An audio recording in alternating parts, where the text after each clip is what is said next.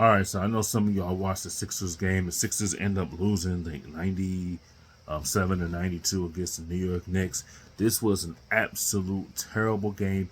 Embiid 1 point in the fourth quarter, and then a lot of people said, well, they didn't rest him. They had no choice to leave him in there because Paul Reed wasn't doing anything. Other guys was not doing anything. And I haven't said this all year, and I have been quiet about it, and I haven't said anything because, you know, he had certain people that will sit there and just, you know, make that a narrative. But I think right now, from what I've seen in this game, the Knicks wanted it more.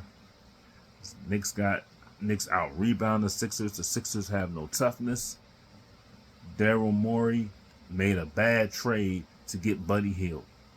That was an absolute travesty of a trade because you at least had Marcus Morrison, you had Pat Bev.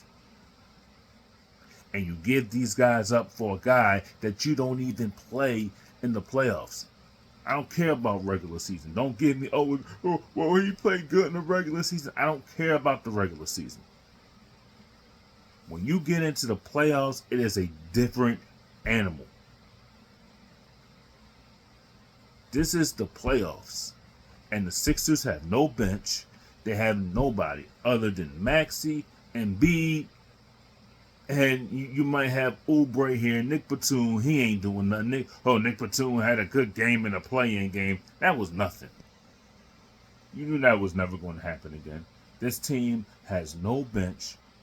They need to blow it up. Tobias Harris was a non-factor. At the end of the day, you have to blow this thing up. You have to move on from Embiid because we're going on 7 years and Embiid has not gotten out of the second round. He has not gotten out of the second round. And you have these ESPN pundits say, oh, Joel Embiid is the best big man in the NBA. He has not gotten out of the second round. Y'all looking at regular season stuff. When it comes into money time, where is he? He's nowhere to be found. You got to move on from Joel Embiid. And people are saying, oh, you're crazy. You just want to start losing for the next 10 years. Well, you're not winning anything with him either. You're not. Oh, you'll bring in a high-priced free agent. It's going to be the same thing. You got to move on from him.